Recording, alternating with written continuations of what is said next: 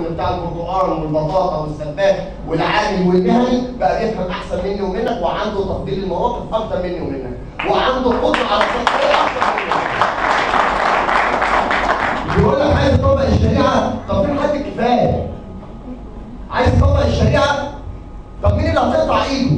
ما هو المحتاج، الفقير برضه.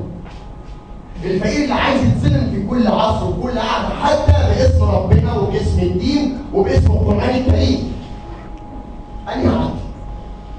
احنا في هذه المرحله بندور على اشياء كثيره. انا انتظرت من هؤلاء الناس انه لما يجوا هيقول لي المشاريع الاستراتيجيه، التعليم. انا محتاج رقم واحد في مصر قبل الاكل والشرب والهواء وقبل اي شيء التعليم، عشان اغير منظومه الجهل اللي احنا عايشين فيها، الفوضى الخلاقه اللي احنا بقينا عايشين فيها. اساسها الرئيسي الجهل. وللاسف طبعا احنا عندنا، مش بقول على ان تراكم 30 سنه خالص، انا عندي تراكم 45 سنه، انا راجل بحب اعرف النصر وبعترف بكل اخطائه وبعترف بكل ايجابياته. ولكن فعلا احنا ابتدى من بعد حرب 73، ابتدى من سنه 74 مصر بدات تخش فيها موجات مختلفه غريبه عليها، غربت حتى ثقافتها وفنها وفكرها. فين مصر؟ فين الادب؟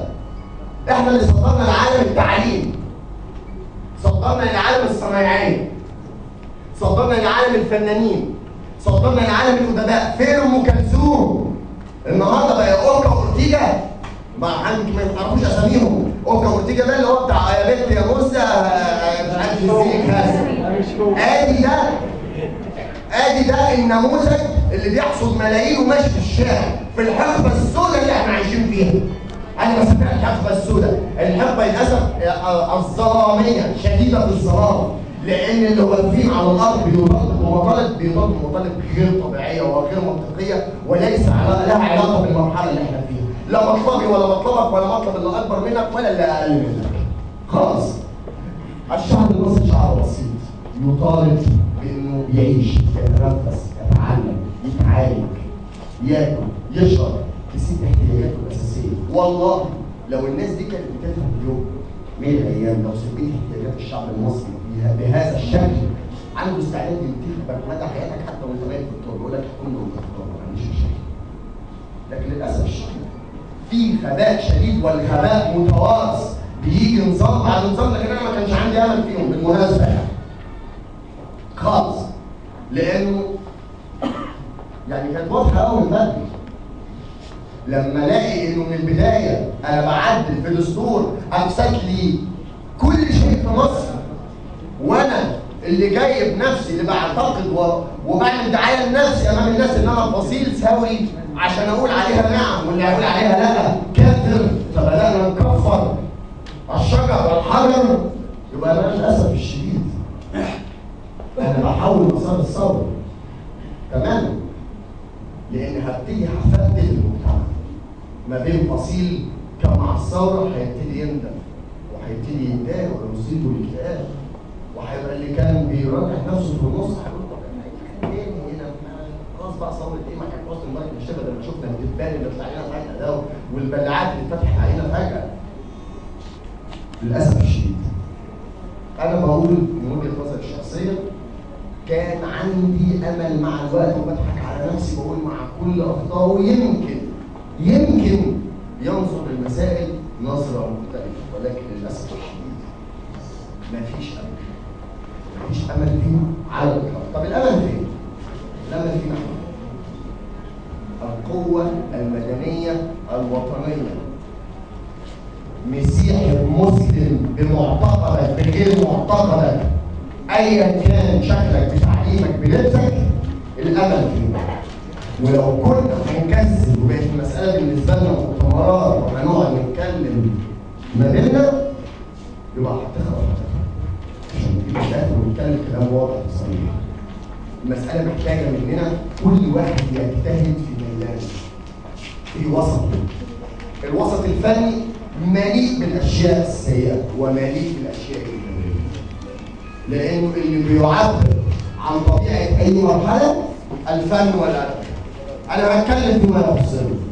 لما كان في مشاريع قوميه حقيقيه كان في سد عالي، كان في شعب بيلتف حوالين وطن، كنا بنشوف مسرح وكنا بنشوف ادب وكنا بنشوف فن وكنا بنشوف كبار وكنا بنشوف مثقفين وكنا بنشوف مكانة مصر في عيون اي بني ادم احنا بنشوفه بره خارج نطاق الوطن، خارج نطاق الوطن.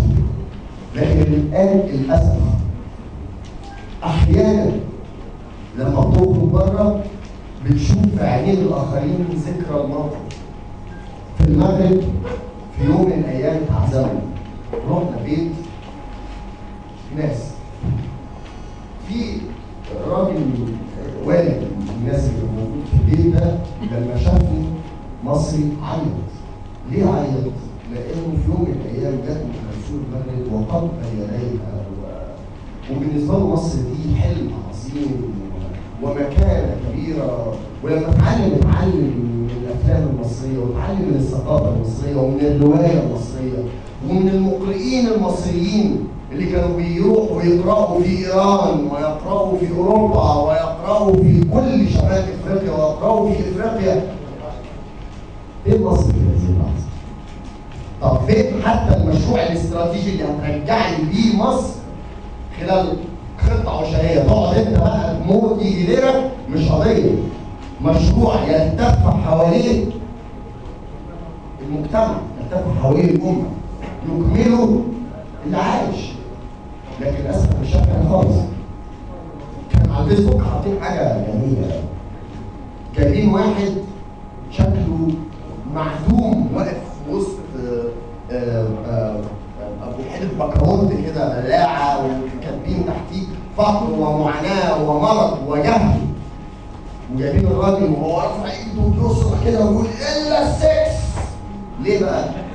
سايب انت التعليم بكل مساوئه، بكل مشاكل المعلم، بكل مشاكل الطب والصحه، بكل مشاكل التعليم، وجاي تقول لي هصرف مليارات على قد مواقع الاباحيه؟ يا ده مفيش دم. بجد مفيش دم، مش عزيز. يا اخي انزل بالفلوس انت بتتكلم بيها دي، افتح مصانع. شوف البطاله ممكن توصل بيها لحد فين. لكن للاسف هناك مرض عند تلك التيارات فعلا تحس ان هم يا مغيبين يا بيغيبوا نفسهم بالايد. هم مقتنعين ان الناس فرحانه، ولما رئيس يطلع يجري يقول لك كيلو مانجا ب 3 جنيه. مانجا مين؟ اي هوس احنا عايشين فيه مرحله صعبه، ولكن انا مش عايز اطيل عشان يعني مش حابب لكن انا عايز اقول انه لازم كلنا نتعاون ونتواصل، ولازم يبقى في ايدينا خطط لقدام. الدستور انا شاك فيه لان هي جمله واحده، ما بني على باطل فهو باطل. لانه الجمعيه التاسيسيه للدستور لم تبنى على ان تمثل شرائح المجتمع بشكل حقيقي، هي اتبنت على انها تمثل الشكل السياسي للمجتمع، وده ملوش علاقه باي دستور دوله محترمه حقيقيه هيمثل دوله بعد الثوره عشان يحقق عداله اجتماعيه تحقيق اهداف ثوره. مش هيحصل. مش هيحصل على الاطلاق. الضمان الاجتماعي اهم شيء يجب ان نركز عليه خلال المرحله اللي جايه، الضمان الاجتماعي. هو ده اللي هينقذ مصر من المرحله، هو اللي هيدخلنا على ما اعتقد الى مصادر الدول المحترمه. على فكره احب اقول على حاجه، بكل المشاكل اللي عندنا الشخصيه المصريه هي الشخصيه العربيه الاكثر تطورا بشكل سريع عن اي شخصيه اخرى. انت عندك موروث حضاري وثقافي مش موجود عند حد في كل ساحه الامه العربيه، في كل الشرق الاوسط، وعندك قدره على التطور. بس حد ياخد بايدك، حد يقول لك يلا. بدليل انا لسه راجع من لف في اوروبا، عايز اقول لكم ان النماذج المصريه اللي مش فاهمين نماذج تشرف، بس لا